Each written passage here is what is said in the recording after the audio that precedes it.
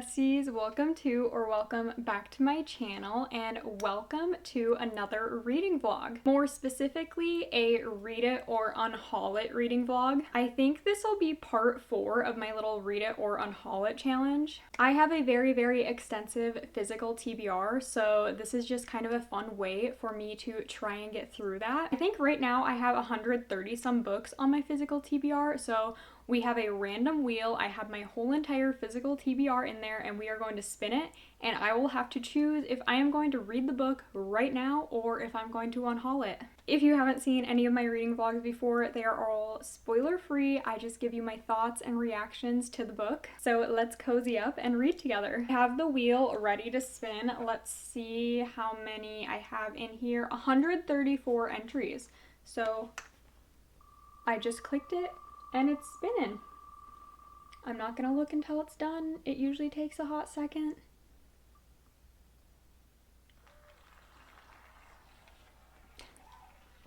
This always happens because I have my whole TBR in here. Sometimes I will get a book in a series that I haven't read or I haven't started yet. So that's one of those times. I just got Mistborn book 2. I haven't read Mistborn book 1, so I'm going to close that and respin to see if we get a book that I can actually read. Because I'm not going to unhaul the book if I haven't even started this series yet, you know? Hopefully we get something we can read this time. The Last Second Chance. What is this? Hold on, I need to go look. Okay, I found it. It's a Lucy Score book, and it says, there are 2 things Joey Greer is great at: raising horses and holding grudges. 8 years ago, her high school sweetheart abandoned her, skipped out on his family, and fled to Hollywood of all places. She vowed never to forgive or forget. Now, big shot screenwriter Jackson Pierce is back in Blue Moon, demanding another chance. No place is safe from him. Not the stables, not the only bar in town, not even the clawfoot tub on her own deck. No matter how good it feels when he sneaks past her defenses to land a kiss or a compliment, she is determined to pretend he doesn't exist. Maybe when, oh my gosh, except maybe when he's naked in her bed. Jax can't tell Joey the truth about the night he left. It would ruin far more than just their friendship. All he can do is sweep her off her reluctant feet.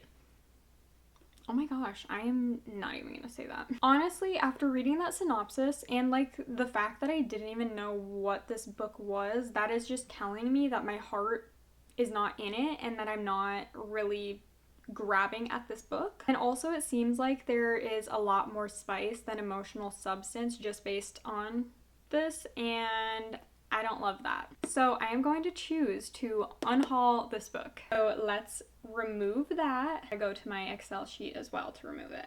And let's respin again.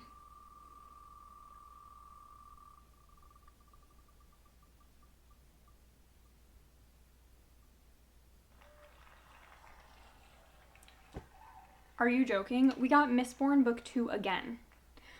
Hold on, I feel like I need to like reset the wheel because in my Excel sheet, Mistborn and then the book we just unhauled are right next to each other.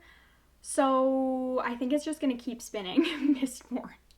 So let me reset the wheel quick. Okay, I was actually just able to like shuffle all of the entries, so let's try this again. Hopefully we don't get Mistborn book 2 again for the 3rd time. I'm scared. Can You Take It?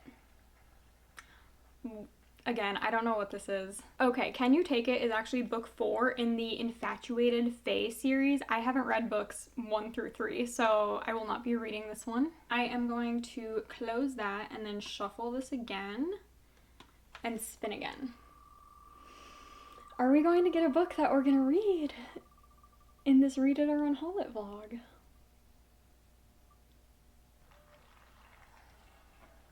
Given. Wait, I know this one and it's on my fall TBR. Okay, this is a fantasy romance, I'm pretty sure. It says, Ren was born bearing a mark on her forehead. She's always known she would be given to serve the gods in her 20th year, and she's eager to work for them since they keep the kingdom safe.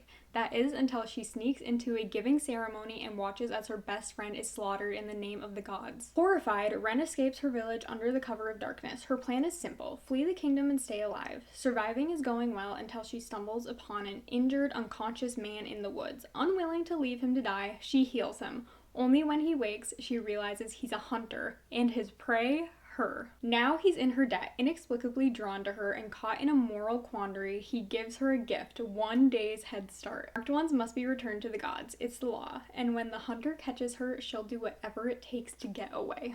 I was really thrown off by just like the title Given. I was like, what is that? But then I quickly remembered it is this book, and I actually wanted to read this in November because it's called Given, and I was like, Thanksgiving, Given. That's just my brain. So I'm really, really glad we got this, and yes, I'm going to read it. I also have, what do I all have? Have some character art and a map, and then this little bookmark to match. So let's get reading.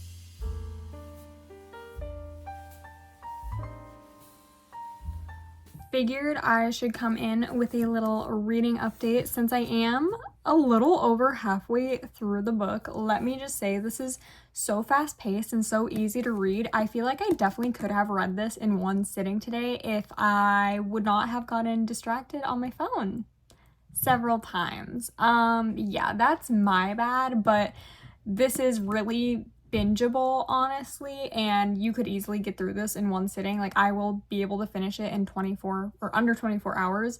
I'll probably finish it up quick tomorrow morning, honestly. And not that I'm like super into the story. It again is just like very easy to read. I feel like it does flow very well, but at the same time there's just like not a ton going on. Like, literally I read the back of it earlier and that's all that's happening. Like, the hunter is trying to catch Ren because she is marked. She is supposed to be like sacrificed to the gods, but the thing is no one really knows. Like, when someone is marked to be given, they think that that means they're gonna go work the rest of their life for like gods and goddesses, or I don't know. But what really happens is it's like a sacrifice to the gods if you're marked to be given. So obviously our main character, Ren, she figures that out right away in the first chapter of the book. So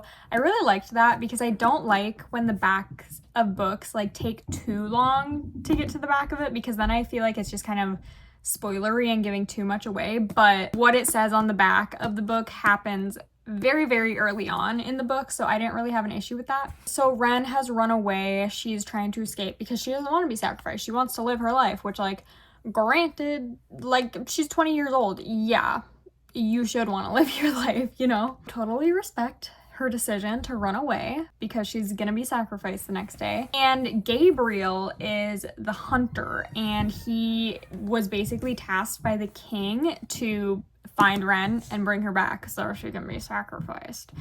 But again, like, I don't know if everyone else like living in the world or in this kingdom knows that people are actually being sacrificed, because it seems like everyone else thinks the marked ones are really being like sent to go be servants, basically. But like I said, they're actually being killed. So I don't know if Gabriel knows if Ren is gonna be killed or not when he catches her. But that's literally all that's happening. Like, Ren is going to all these different little villages and stuff trying to get away from Gabriel because she saved his life and he gave her a 1-day head start to get away from him. That's all really is. Ren is just finding herself in dangerous situations in all these little towns, like trying to hide, trying to get away from Gabriel. And Gabriel's chapters, because it is dual POV, so Gabriel's chapters are him like trailing her, basically.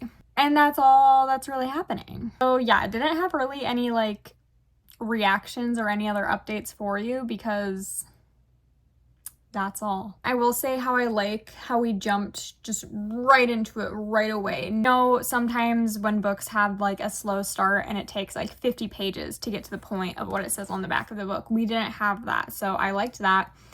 I like the world building, like not that it's anything too confusing, but you do get an explanation right away as to the world and as to why they're doing what they're doing with the whole marked and the given ones. So that was good. Obviously there is like attraction between Ren and Gabriel, but obviously it's like enemies to lovers, because even though like they're really, really friendly to each other and they don't act like enemies, but because like it's hunter versus prey, you know, it's supposed to be kind of like enemies to lovers. But there's attraction there, and I don't know, I think it'll be really, really interesting to maybe see more romance between them and how it's going to be and how it's all going to play out, because Gabriel has a lot at stake if he doesn't return Ren for the whole like given ceremony.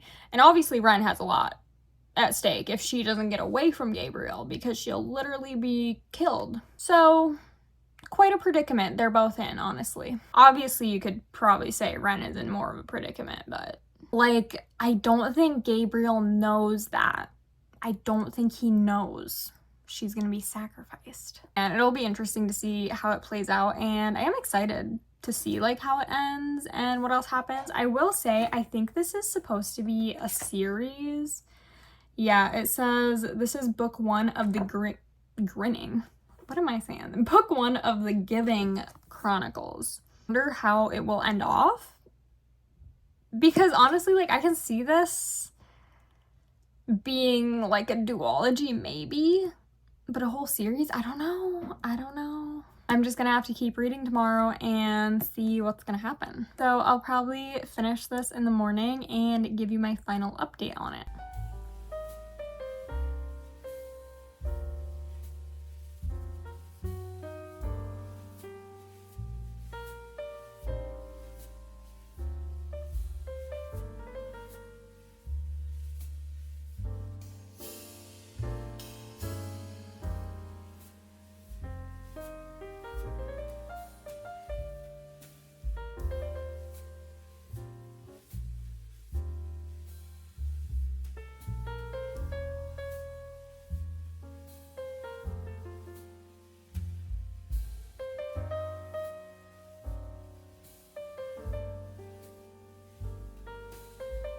Okay, I literally just finished Given 30 seconds ago. I hold it with this arm. I'll get to that in a sec. The ending of this book, like literally the last chapter, crazy. I will say not a whole lot more was like going on, you know. It was like the back synopsis, and that's what was going on the whole time. But the end and just like reveals about Gabriel and his past, his character, I guess, his backstory, definitely got me. And then again, the last chapter, there were like 3 reveals in the last chapter that I just have like whiplash, because whoa, I was not expecting that, honestly. I will say there's definitely not much romance in this book. I think in the next book, there's definitely gonna be a lot more romance between Ren and Gabriel. I mean, obviously, like I said yesterday, there is attraction and chemistry between them, but that's not really like acted upon, which is fine. I'm fine with like a fantasy book with a little teeny tiny like hint of romance. That's fine. I just was expecting it to be more romance in there as well with it. Wow, that ending has me really, really intrigued to read the next book. I don't even know if like there's another book out, because this one came out earlier this year. And before, while reading it, I was like, you know, I'm enjoying myself reading this, but I don't really feel the need to read the next book and continue the story. But after that ending, I'm like, yeah, I think I need the next book. I think I'm gonna go with a 3-star rating on this. I definitely enjoyed it overall. I would love to see some more like magic and more fantasy aspects. I mean, there were a good few, but I think if we're leaning into more fantasy than romantasy, I would love to see more magic, I guess. It'll be interesting though to see how much romance there is in the next book based on where this one left off. So like I said, definitely intrigued and a little bit excited to read the next book, and I am really, really glad that the Wheel chose this for us to read because, like I said, I had an enjoyable time. It was super fast paced. You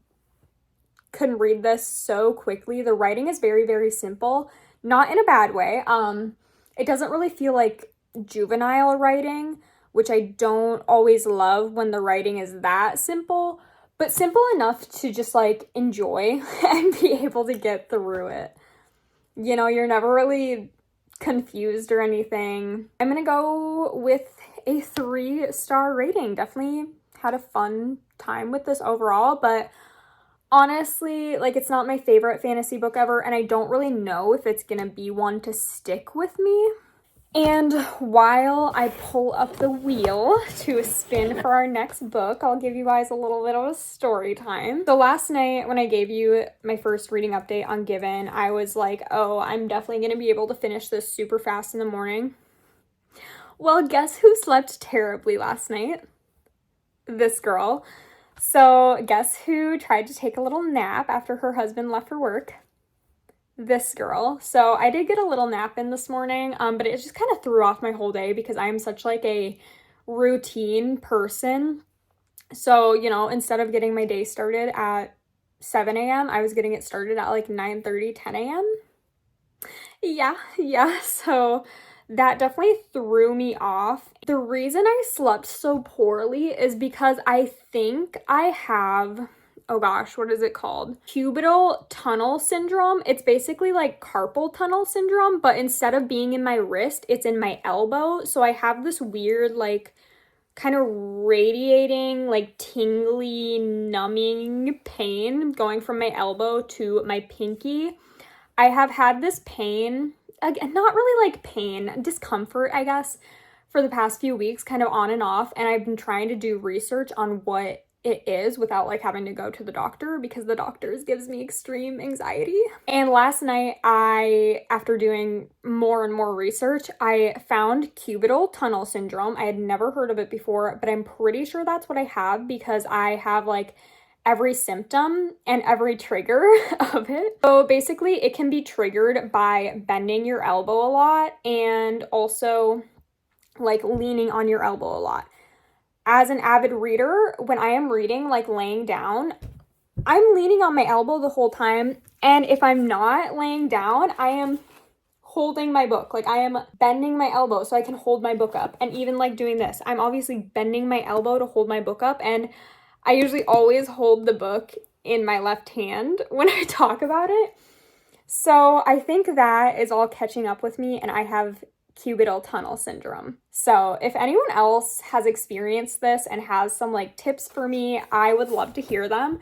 I'm just trying to rest my arm as much as possible, like keep it straight, not bend the elbow. And I'm trying to do like exercises and stretches with it to help it. And also I'm like trying to read while just holding a book with this hand and keeping this arm straight the whole time. So it's definitely an adjustment for me because I have been avidly reading now for like 4 years.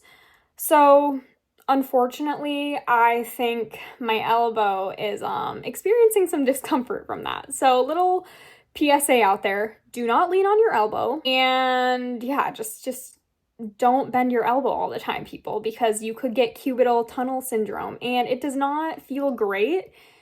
So that's why I didn't sleep last night. I just had that kind of like lingering discomfort in my arm all night. So love that. But like I said, we're trying to fix it, and I have the wheel pulled up. I shuffled it already, so I'm going to spin. Let's see what we get. I'm nervy. What is it? Daughter of the Fae. Oh my gosh. All right, I just got this book, I want to say last month or 2 months ago, so pretty recently, which again, I think it's funny how I try and do this challenge to get books off of my TBR that have been on it for so long, which granted, this one I have had for probably a year, so great that we got that off. But with this one, it's very, very recent. This is another like book one of a series. This is an adult romantasy series. It says, our dark family secret has finally caught up to me. For years, I've made it my priority to deliver justice and bring down those who prey on the weak. Shifty landlords, deceitful realtors, and dirty politicians in New Rothwick cannot hide from me. As an investigative reporter with a special ability for getting people to talk, my life has been good. Until the evening I find out I'm not human. My biological father is missing, and my mother wants me to dive into the underbelly of the city to help find him. I'm falling in love with my best friend, but he is struggling with a crushing reality that could permanently tear us apart. And now a full-blooded fae warrior with smoldering eyes and a royal attitude has me second-guessing my entire existence. I never thought the truth could hurt so much. The city I know and love is a lie. My safe and simple world gone. There are others like me out there, and finding them may be the key to getting the answers I need. But while staying away from a mystery is hard, am I ready to sacrifice all that makes me human to trust in a world I never knew? This high-stakes adult fantasy romance featuring friends to lovers, dangerous fae politics, and a halfling caught in the middle of a greater conspiracy. This sounds so good. I'm definitely going to read this rather than unhaul it. I also have goodies in this one, and it's also signed by the author. Like, that is so cute. So I have another little matching bookmark to go with it like I had for the other one. Also have some artwork for this one as well. More artwork.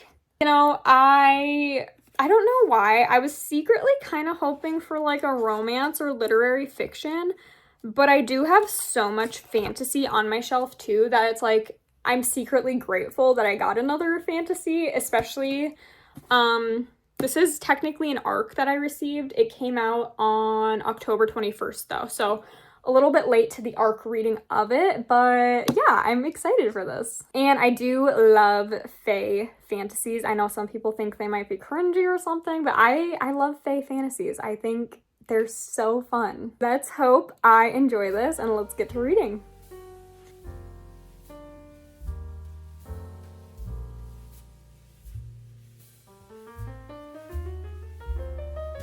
I'm only on the second chapter, but it's kind of giving me the Cruel Prince vibes, like beginning of Cruel Prince, if you've read that, you know. And right now on page 15 of Daughter of the Fae, I'm definitely getting like similar vibes, and I'm okay with that because I love the Cruel Prince, so.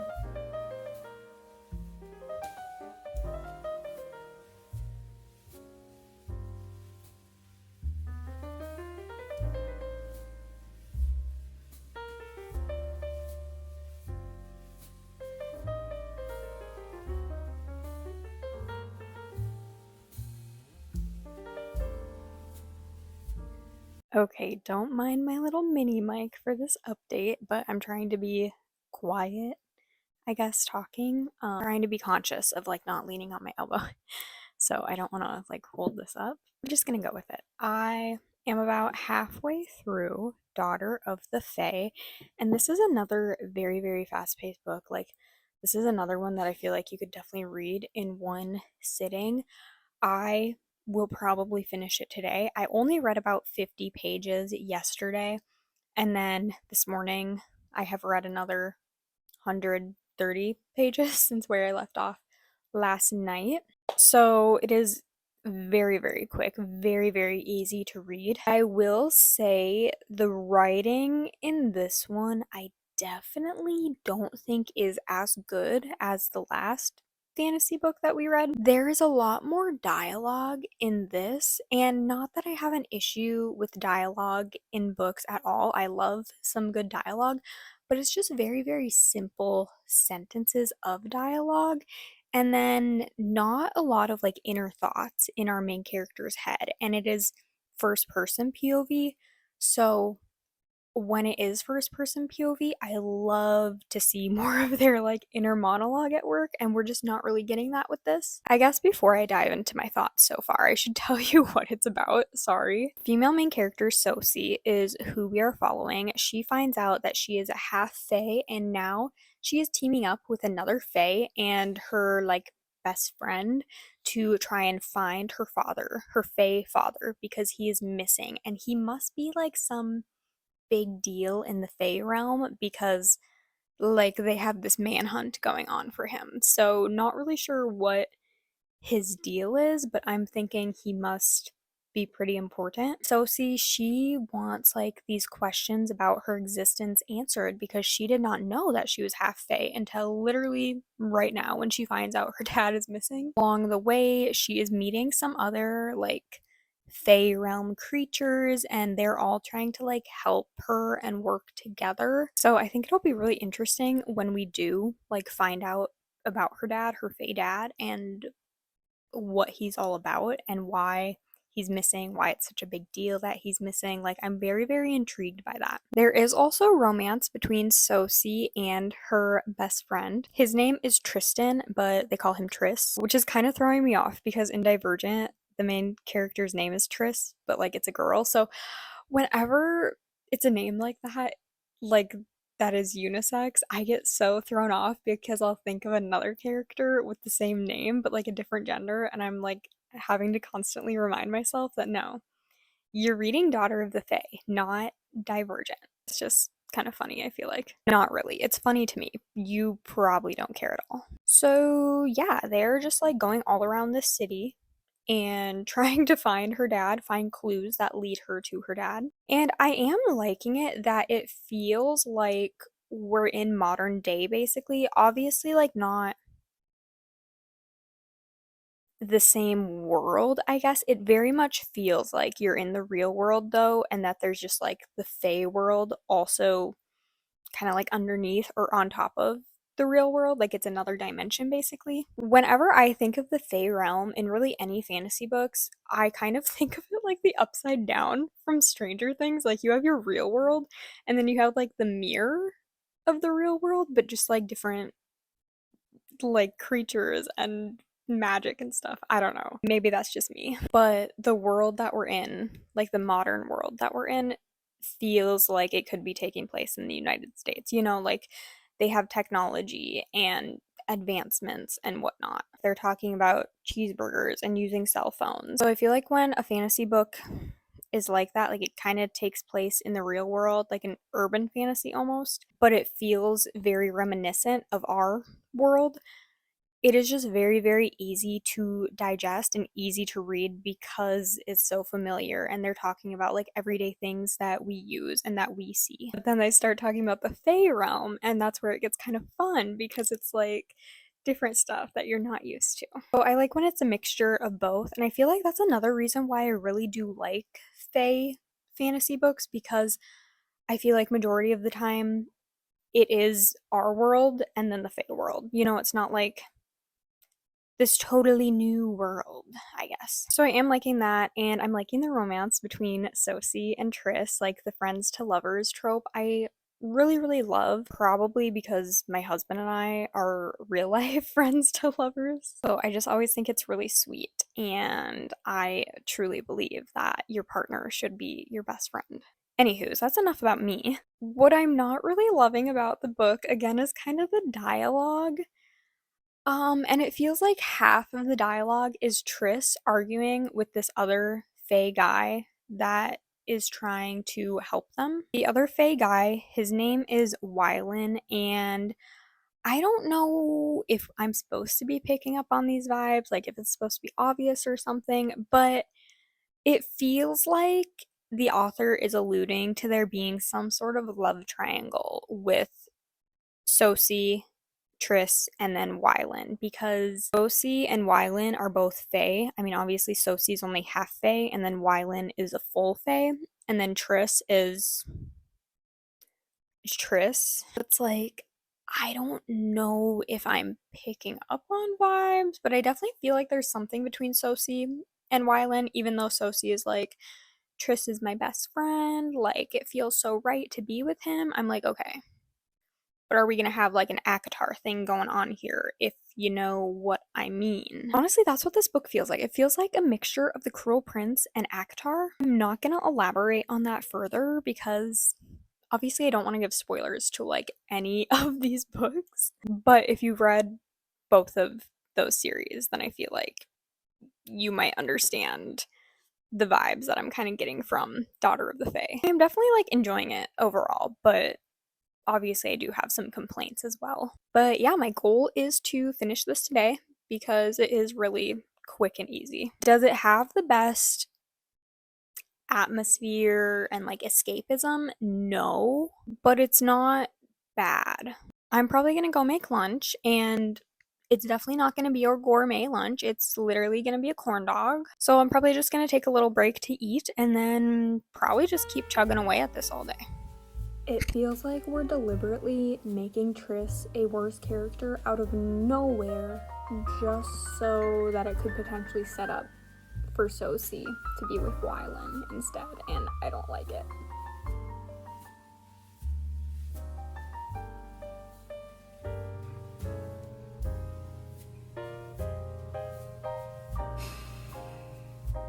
I do not like how there's so much unnecessary conflict just to like sway the reader's opinion on who our main character should be with. Like, they're acting so out of character, and it's very annoying.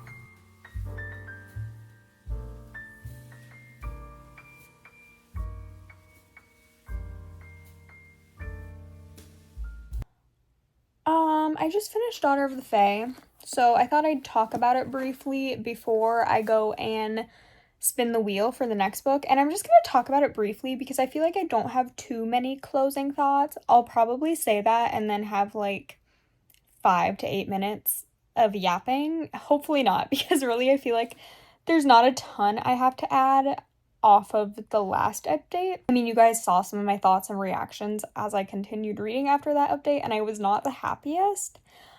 But you know what? Overall, I would say that this is a decent book. It is pretty adventurous, and I like the whole aspect of the mystery with it, like our female main character discovering that she is half fae and like trying to solve the mystery as to why her fae father is missing and what's going on with him, and just that whole ordeal. And then the mystery between Wylan, this full fae character that we're with, and then also a little bit with Triss. So I do like that it's kind of like a fantasy, well, romantasy, I should say, with some mystery to it. I thought that was fun. I really don't know how I feel about the whole timeline and the pacing of the book, because the whole book takes place just over a couple of days, and while it's really fast-paced and I do like reading fast-paced books, I just don't know how well it works in this book because Sosie is getting like very, very attached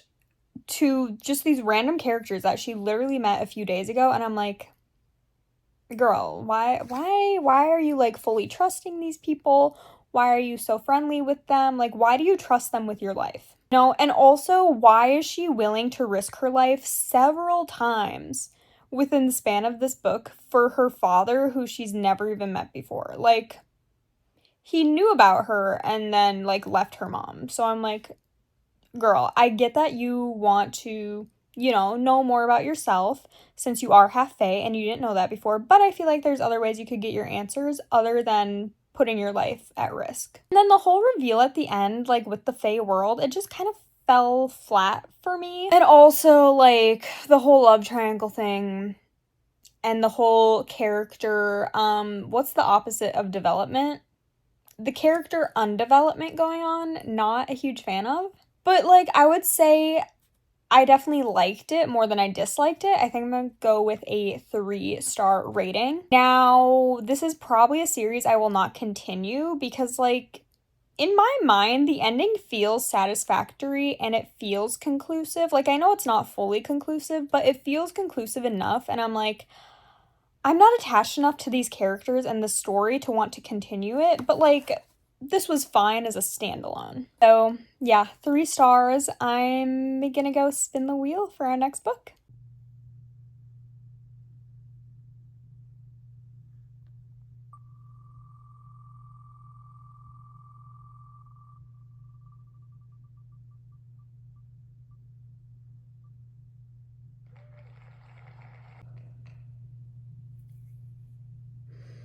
You guys, I'm gonna be so for real right now, and this might be cheating a little bit at my own challenge, but it's my own challenge, so I can do whatever I want. Bad Summer People. This is a summer mystery. I'm not gonna read that in the winter. I'm sorry.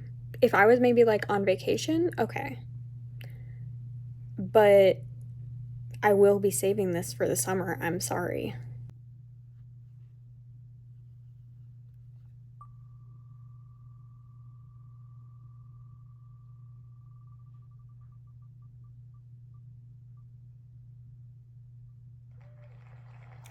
Wait.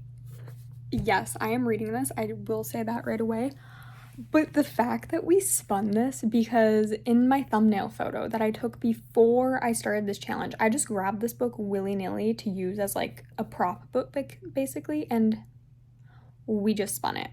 This is a Crowns of Nyaxia, I was gonna say short story, no, novella. So it takes place in the same world as The Serpent and the Wings of Night. I think it follows different characters though, so you can read it like as its own. And I was just saying, I think last month I wanted to get back into this world because I read The Serpent and the Wings of Night, but I haven't read book 2 yet. And I thought this would be a good way to like ease back into that world. So, oh my gosh, yeah, we're gonna read this.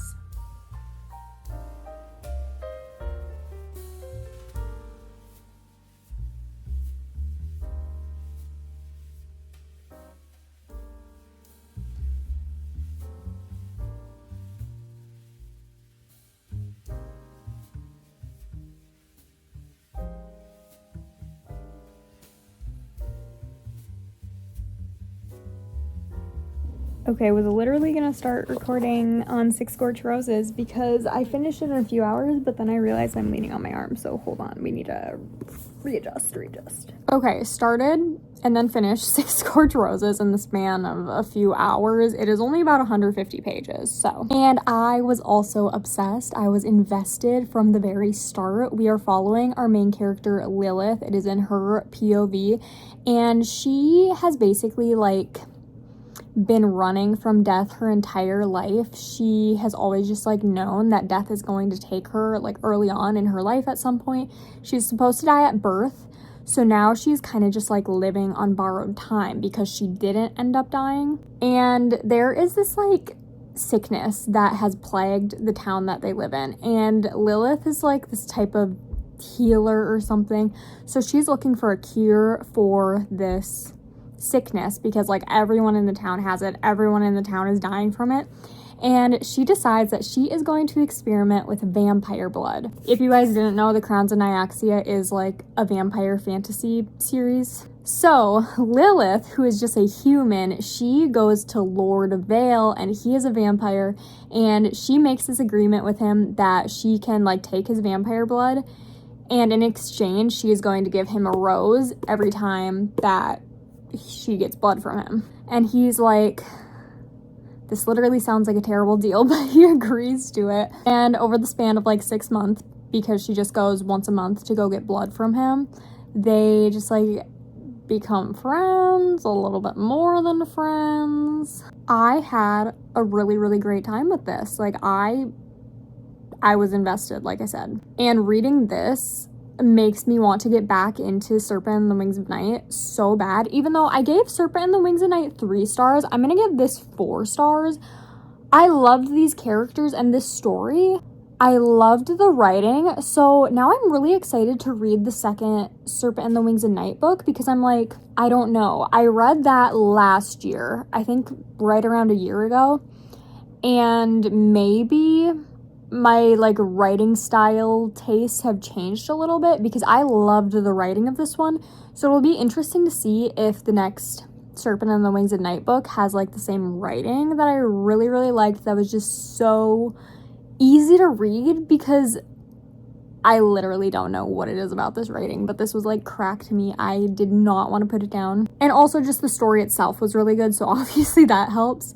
Like with Serpent and the Wings of Night, I definitely thought it was slow and just like kind of boring at times, and I didn't really care at times. But this one, I feel like because it's so short, there is no time for it to slow down, right? So it'll be interesting to see how much I like the next book, but this was so good and it has me so excited to read the next book, which I haven't been excited to read that book at all, I will tell you that. Like I read Serpent and the Wings of Night and I was like, I don't even know if I want to read the next book, just because like I didn't love it. Like 3 stars, yes, I liked it, but is it enough to continue the series? But now I'm like, yeah, I need to continue it. So very, very glad the Wheel chose this for us. I will say though, this is our third book, or our third fantasy book that we've read from the Wheel for the video today, and I'm like, I'm feeling a little bit of a fantasy burnout, so I would prefer a romance or like a thriller or something, not fantasy next, but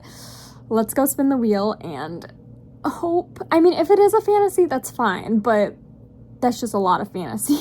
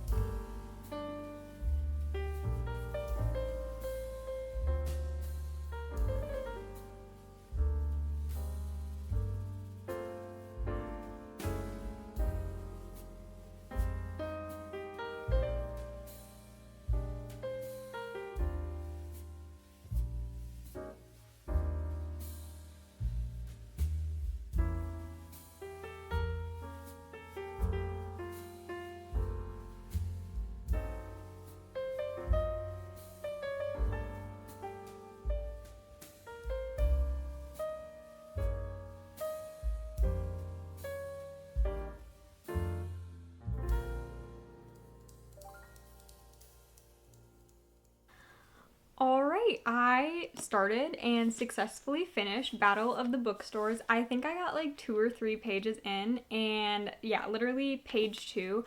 I wasn't planning on annotating this or anything, but I got to page 2 and there had already been a couple just like one-liner quotes that I was like, yeah, I like that. So I did end up going and highlighting a few things here and there. I did include a few of my favorite little quotes from there. This was so cute. Like I said, I wasn't really planning on annotating this. I usually don't annotate romance. I annotate very few romances. Usually I annotate more so like general or literary fiction, historical fiction, stuff like that. But this is so good because it is like a bookish book. This book follows rival bookstore owners and it is dual POV. I know we love that in romance books. So Josie and Ryan are basically in this competition. There are 2 bookstores open right next to each other, and because the like owner of the stores, he wants to make it just one bookstore. So they're both managers and they're in this competition and they are basically trying to see who will sell the most books over the summer, or like make the most profit over the summer, and whoever makes the most profit will like get to keep their store essentially. They'll get to keep their management position and all that. So Josie does not really like Ryan right off the bat. And Ryan, he is like pretty neutral at first, but then just with the way Josie is acting, he is like, oh no, I need to be competitive and I can't like her either. And here's another thing. This is supposed to be like You've Got Mail. Is that what it's called? Yeah, You've Got Mail. Because basically Ryan and Josie are in this like anonymous forum where you talk about books, and they're very, very good friends on this forum, but they don't realize that they're talking to each other. So they really, really like each other on this forum, but they hate each other in real life. So it's just really, really fun. And there is a lot of depth to these characters. Both of them struggle with some insecurities based on the way they grew up.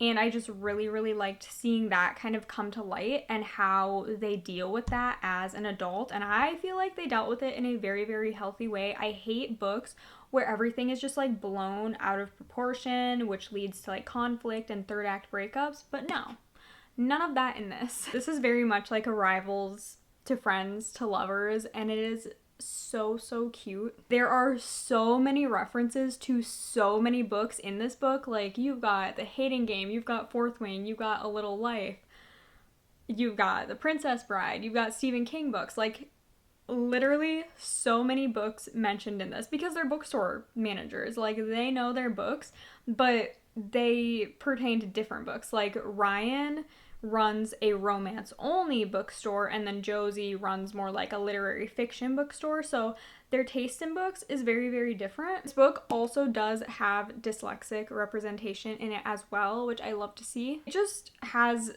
so much emotion to the characters. It has cats, it has some spice. Like, what else would you want in a romance book? I really, really liked the pacing of this as well. Like, you just break it up into groups. Like, first they're rivals, then they're like trying to work together and slowly become friends, and then there's more going on with like the whole anonymous forum storyline. So even though the book takes place over a few months, it does not feel very, very drug out, but it also doesn't feel like you're missing like important, vital information in kind of like the time jumps. And once again, it is dual POV, so you get inside both of the characters' heads. So when they're having conversations and like something will get brought up from a different person's perspective from an earlier chapter, and it was just so good. I have been wanting to read this book since I got it, and I don't know, April or May. So I am very, very thankful that the wheel spun this one. I think I'm gonna go with a 4-star rating. I really did love this, but it's not like my favorite romance I'll ever read, but would definitely recommend picking this one up. Now let's do a quick little recap of the other books I read in today's video, or I guess spun. We'll include all of them. Battle of the Bookstores is going to be the last book I'm finishing up with this video.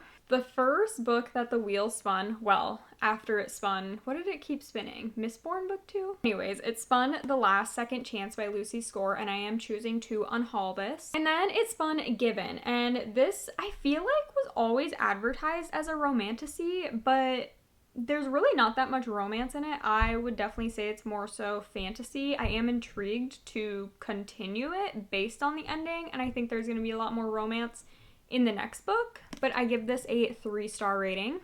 And then we spun Daughter of the Fae. Now this is more so like a true romantasy, a little spicy romantasy. And this was also good, but I wouldn't say I feel inclined to continue with the series just because it felt like conclusive enough to me personally. And we had another fantasy. This is Six Scorched Roses. This is kind of another romantasy.